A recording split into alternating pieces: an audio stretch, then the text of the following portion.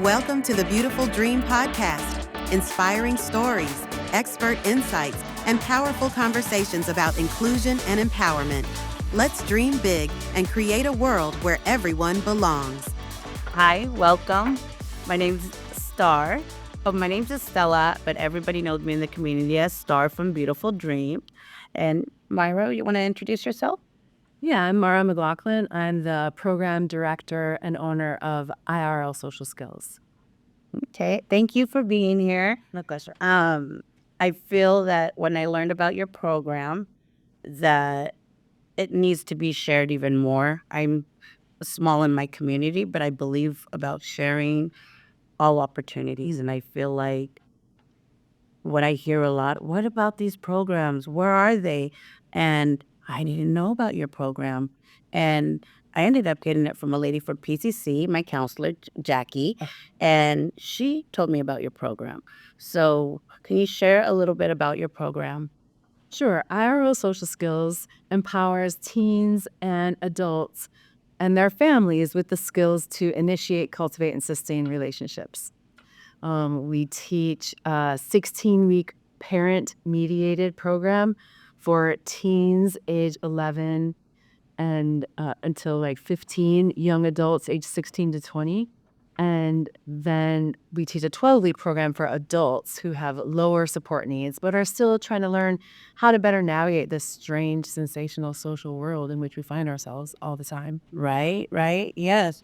So, a question that I have is, can you describe the specific social skills and challenges that autistic and how do you say it? Neurodivergent. Neurodivergent, excuse me, thank you, individuals often face, and how the program addresses these challenges. Yes. So autistic people the disability itself is around sensory processing, right? Social interaction and social communication, which means they are sensitive to things in their environment, sounds, smells, sensations. They struggle with social communication, like initiating contact with someone. They can tend to talk about their own preferred topic and not engage in that reciprocity, the back and forth conversation. They can be bullied. And when a person has never had a friend, they don't know how to be a friend. They don't know how to have a friend. These are lagging skills. So we teach the skills of reciprocal conversation, finding and accepting source of friends based on your interest, having successful get-togethers, right? Because, they get too old for you to be setting up play dates. You want them to empower them to be able to do that on their own. We also teach for the young adults 4 sessions on dating etiquette. Letting someone know you like them, asking someone on a date, going on a date, and then dating do's and don'ts, which is around consent. And then we teach around handling bullying, both direct and indirect bullying. Okay, so can you give us some examples of how you address, what are the hardest ones that you have to address, or the easiest way to address things? Well, we every week for the 16-week program, every week we teach a new skill, but there's a lot of repetition of previously learned skills because, these soft skills are the hard skills. They are the hard skills. Teaching around ask a question, ask a follow-up question, answer your own question. You're on a search party, right? To find the common interest. It's that, we think about the dreaded small talk. We've got to go to some function and we got to be with people that we don't know and try to find something to talk about besides the weather. It's a search party and you have to use skills. A lot of our participants, they have really interesting interests that maybe not a lot of other people share, but maybe sometimes it is a lot of people. And they just need the skills to initiate, to meet people, to know how to do that effectively instead of just going up and being like, "Hi, I'm Mara." You have to do it with a little bit more sophistication, and to be able to follow up, to be able to keep in your mind like, oh, I got to reach out to my friends. Right. I have to cultivate relationships, because if I don't, what's going to happen? Right. They fall off. Okay. And I was reading that all the lessons or the sessions are through Zoom. Yep, we do it virtually. And how does that work? Or Well, it works really well. Wow. So we've been doing it for almost 4 years now. So all through Zoom. entirely via Zoom. It is face-to-face. Okay. It is still interbrain connectivity, right? Or it's synchronous. You're live and you're with other people, sharing with the empathy of the shared experience, identifying like, oh, hey, this is hard for me. It's hard for you too. Like, we're going to learn together. Parents need all the support they can get. Yeah. It is difficult. Raising a child with a disability, it is expensive. Raising a child with a disability. People think that your kids look like other kids, right? But they don't act like other kids. But because they look like other kids, they're expected to act like other kids, but they're not like other kids. They are different. Right. And they're here because they're meant to be here. Yeah. Yeah. And we don't need to fix them because they're not broken. Right. And I think during the COVID part, that helped a lot of people learn the Zoom or how to, I had to interact with my clients through Zoom. Yeah. And some of it was challenging and some of it was, they were pretty easy at figuring out what to do, or they adjusted very well. And so how do you help the parents and the caregivers? Do they go through the program with their client or They do. family member? They do. And that's a great question, Star. The parents, they also receive the instructions. So we all start together in the same Zoom room. The first 15 minutes, we are learning interoception skills. How do feelings feel in the body? What do those feelings mean? Why is it important to pay attention to that? Well, it's important for health. It's important for safety. And it is fundamental to helping people connect with each other as well as with themselves. We need to have a calm and regulated nervous system, our brain and our body. Before we can engage in social interaction, we need to feel safe. And when we've learned these skills, the anxiety goes down. And that is, a mitigating factor. We know that. And then so after that first 15 minutes, we break out. The teens or young adults are with 2 coaches and the parents are with 2 coaches. And the first part of the breakout for the parents, we are reviewing the practice for the week. What wins can we celebrate? What troubleshooting do we need to do? Has anyone else ever had this happen? How did you handle it? Okay, so parents are like solving problems together.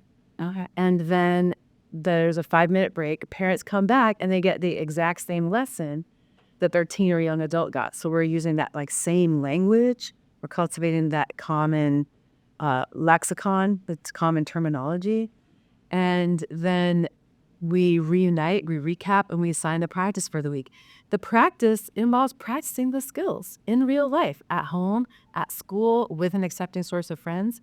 Also within the group, we have video chats that we assign to practice the skills with each other. And video chats, they're live. It's not like you're online, on a social media where you're, seeing a post like 8 hours later. That's not live. Right. And that's not, who knows if it's even a real person. Yeah. Could be a bot or Exactly. Yeah. Yeah. So you teach them about the safety as well as how to interact with people on the computer and remind the families to, or share those support with the family. I like that because it's a team effort. It is. It's really a team. So how do you guys deal with anybody that individually that needs that extra support, or is it all in more of a group? What's your opinion on that? Or Yeah, that has come up. It definitely comes up that people are like, oh, I'm struggling with this particular skill. And then, we'll meet with them separately. I'm a firm believer in the power of the group. okay. It is really, what we're doing is teaching community organization skills, community building skills, which is what we need so much. right now in this time to be connecting with people in our community in real life and doing so skillfully. Yes, I like that. Mm. Really like that. Okay. So what are the social challenges between with the autistic and neurodivergent individual often face? Well, it kind of depends on their neurotype, right? They might be autistic, they might be ADHD, they might be both. There's a lot of overlap between those two types of brains or neurotypes. Um, a person who is more on the autistic side might be more shy, withdrawn, tend towards anxiety and depression. A person with a little bit more of an ADHD style might be really like impulsive, um, going right up to people, not taking in the social cues around this person doesn't want to talk to you, and being able to, okay, I'm being rejected in this moment, and that sucks. Feel your feelings. And at the same time, there are other people who do feel you, who do get you, who do want to be friends with you. And then you need to like make those relationships stronger and turn away from these ones who don't see you. Exactly. And so through your courses, I see what it does, but if you can explain, how does it help them in their community or finding employment and all that? How does that? It helps so much. I mean, we have families come back to us 2 and 3 times for the program, which shows you a couple of things. Diagnostically speaking, it was effective. It was an effective intervention. Nice. And they have grown. They were in our teen program, and now it's a year later, and now they're a sophomore in high school, and they're really struggling because things have changed developmentally for them. Being able to, I mean, social skills are like employers, they want you to come to work with emotional intelligence, right? They're not going to teach you that. Right. And in fact, employers are more likely to hire someone with weak technical skills, but strong soft skills, i.e., social skills, Yeah. than they are to hire someone with strong technical skills, but weak soft skills. And this is researched. So these are workforce development skills. They help people navigate the workplace and to understand the office politics, if you will. Okay. To understand that, there's things that you have to pay attention to. Social skills are also survival skills. Right. You need to survive. You need to know what skills to use in which context. I mean, with these people, I'm going to use these skills, right? With these people, I'm going to use these skills. And with these people, I'm going to use another set of skills. But if you don't have a repertoire of skills, you can't use them, right? Right. Right. Okay. And what do you see to be the hardest in your field of telling like people that don't know about your program? Yeah, that don't know about your program. I think the hardest part is to get people to, first of all, just admit that they need help. Yeah. A lot of times the parents of the younger teens are doing middle school is just so horrible anyways. Like, I struggled in middle school. Let's just wait and see.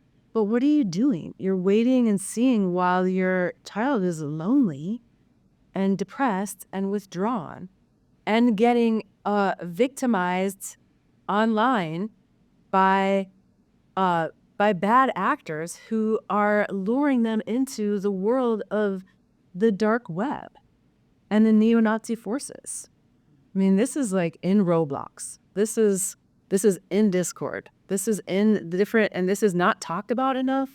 The radicalization that happens to autistic people because they need to belong, because they are lonely, because they have been shunned and bullied and excluded.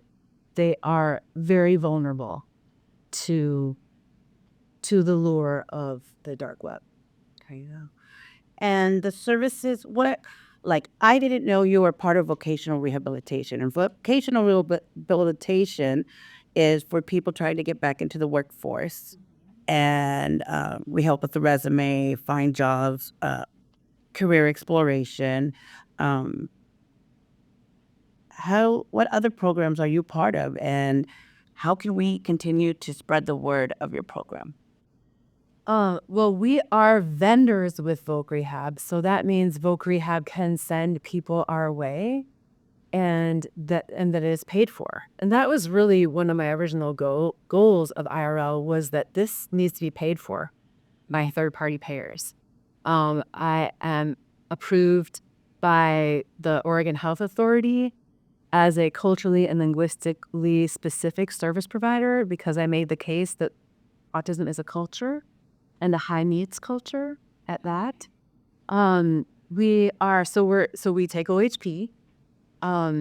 We are also getting clients from California through something called the Self-Determination Program. So we serve families from Hawaii to New York. Wow. And in Canada, so North America. Okay. So the OHP is covered and through Volk Rehabilitation. Is that through like brokerages as well? Are you through brokerages or through Washington County? I have started establishing relationships with them. Okay. It is the sort of thing that you have to be consistent, and I have to be calling over and over again, like, "Hey, this is Mara again from IRL. Do you have any clients to send our way?" We know that social skills are the number one barrier Yeah. to people having a rich life, and we know that most people, our social skills instruction ended at kindergarten. You know, we're all just winging it out here. So, the being able to just acknowledge that, like, this is important, that it needs to be done effectively. Anybody can write a social skill program, right? Anybody can teach social skills, but does it work? Right. And how do you know? Is it effective? Are you training environments so that there's a lot more information and accurate information about neurodivergence and how it impacts a person's sensory system, as well as social interaction and social communication? And how could you help? Right. Right. Yeah. Okay. So like me, all of mine is life skills. Mm-hmm. I didn't go to school, just a regular high school, but everything I've been learning. How about you? Tell me, how did you get involved in this? I'm a speech language pathologist, so that's my profession. And I was working in the schools. My specialty was getting non-speaking autistic students a functional way to express themselves. But I saw these students over here, right, who could speak, who were perhaps doing well academically. They were struggling socially, and they were suffering, and families didn't know what to do. And I just couldn't take it anymore. So I started a business. And yeah, I remember my personal going to school. They put everybody in one area, and it's sort of hard when there's some that their skills are a lot stronger, and to separate it. But so, what are the age groups? From what age groups do you start? Like from elementary, middle school, high school, and on? Middle school, 11 and up. Most providers want to work with the little ones, Okay. but we get older, the social demands of life increase and services decrease. Really, it should be more services as we get older, because that's when the social demands increase, right? And we're not, doing, it's not play-based skill building. It's conversation. That's how relationships are built, is through conversation. And when you haven't targeted that, by the time you get to middle school, they're already lagging in the skills. The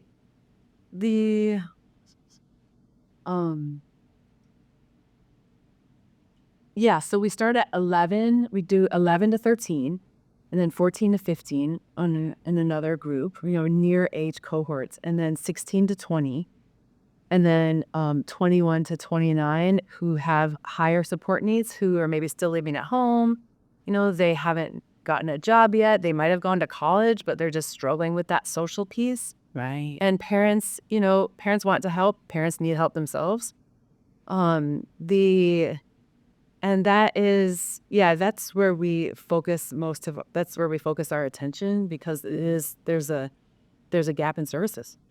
I notice when they get 18 out of high school, it's like they feel lost. Like, what do they do? And how do they continue?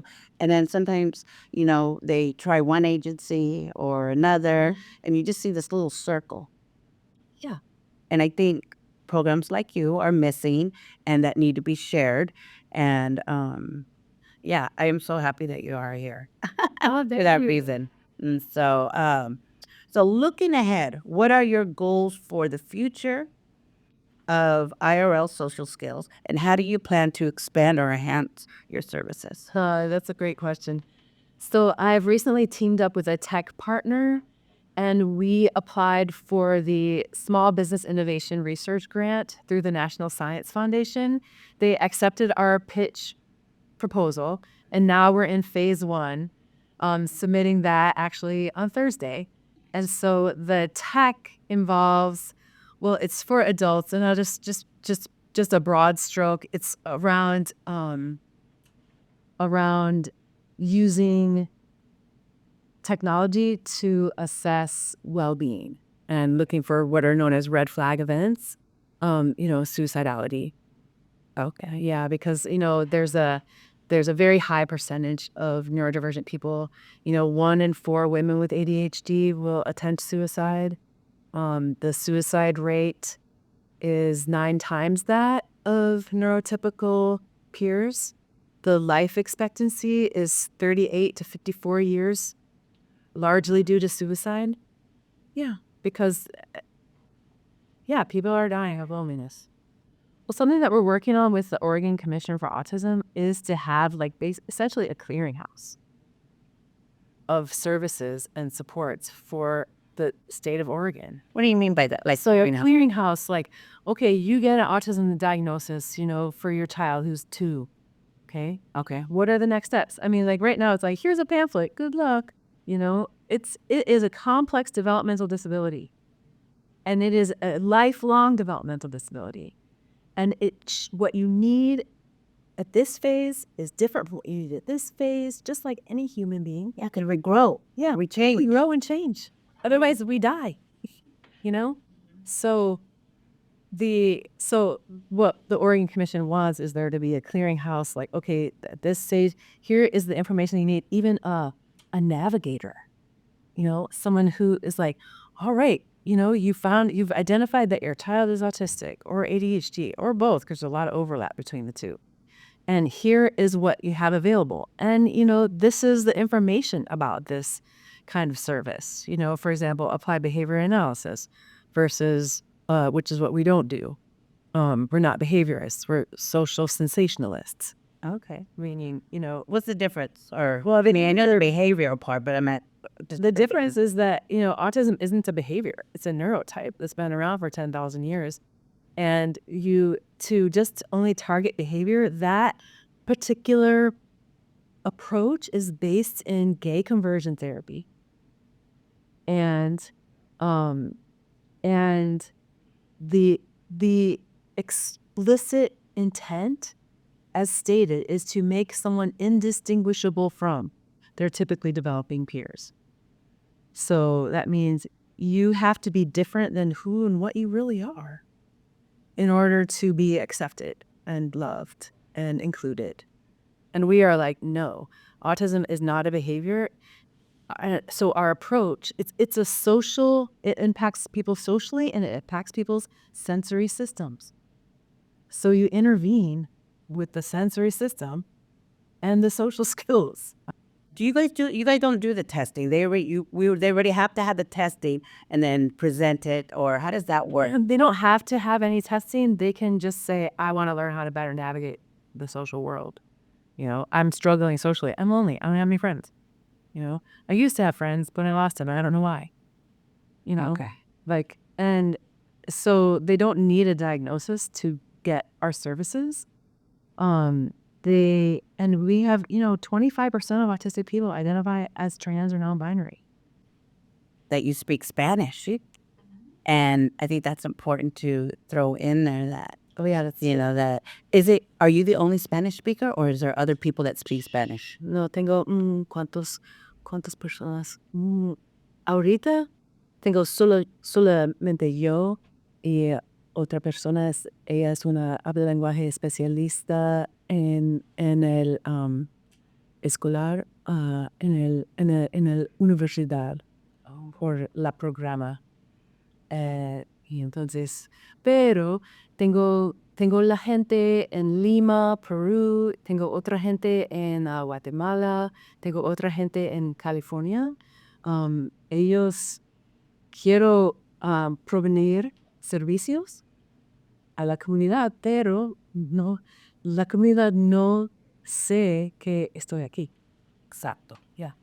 Yeah. So, eso es muy importante. Sí, sí. Todo el mundo. Yeah. Yeah. But not them though. Yeah. No. Yes. Porque la gente charla, ¿no? You know, todo es que, well, my Spanish, here we go. La gente necesita saber, porque si muchos dicen, oh, like me, folk rehab, for example, oh, there's no, you can do this program and this program. So, what about this program? I think all these, where the hidden programs are getting lost, pero la gente español no sabe, or piensan como yo. Yo soy una persona, pero mi negocio es más chiquito, small. Pero dicen, oh, ellos saben más, o van a ir con ellos. So toma tiempo para ganar la confianza y enseñarlos que, aquí hay un proceso que sí se puede ayudar. Sí, es una sorpresa. Ujú. Oh, wow, tenemos derechos. Derechos a proveer servicios de estos negocios. Okay. Oh, no me diga. Yeah, and we have a lot. And I feel like even in myself, I don't got much Spanish clients, and I wish I would. I know. What are they doing? I don't know. And I think that's important. Getting served. Yeah, getting served. And it is important because they deserve it. No? Yeah. And I want to make sure that everybody knows as much as I can and always share, because I think that these are the services that are important for my clients that I work with and everybody else that might know. And for me, it's like in my community, I'm walking around, I'll be like, hey, look at this. And that's how I got a few of my clients. It's from people from our community telling me, hey, do you think you can help my son, or can you help this person? I'm like, oh, I'll try and get them the services that they need, because they all say it gets overwhelming, or they're not sure where to go. And having that extra guidance really does help. It's a full-time job, and parents are already overwhelmed. Yes. Yeah. You know, I mean, to be a case manager of your kid's IEP, that's a full-time job. You know, to have to like organize the meetings, to have to like get an advocate, to have to get a lawyer. You know, It's to have to be following up with teachers. Are you implementing the accommodations? Like they do not make it easy. No, they don't. And then when they're only certain hours, they're at work, and then they're trying to do it during the break, and then somebody calls them back, and it is. And I feel like the case managers are like teachers. They're overloaded. We have too many, and Yes. people going to get lost in the system. And I'm hoping to be able to be that person that sees the lost person and find them and guide them to the right area. Or if not, you're going to guide me. Hey, I can't, but I think you should try here. And again, it's all about sharing and helping the people and the disability world and stuff. So, Well, it sounds like you're a connector, and it sounds like you're somebody who is really willing to help and help people gain access to services. So yeah. thank you. And it helps me when I have somebody, and it's all about networking. I really believe that. It is. So, It's a social skill. now social skills. And how can they find you? They can find me at IRLSocialSkills.com. They can find me on LinkedIn. I'm there doing, I'm on as myself, as well as I have an IRL Social Skills page. And on YouTube. And yeah, those are our social media platforms for now. All right. Thank you.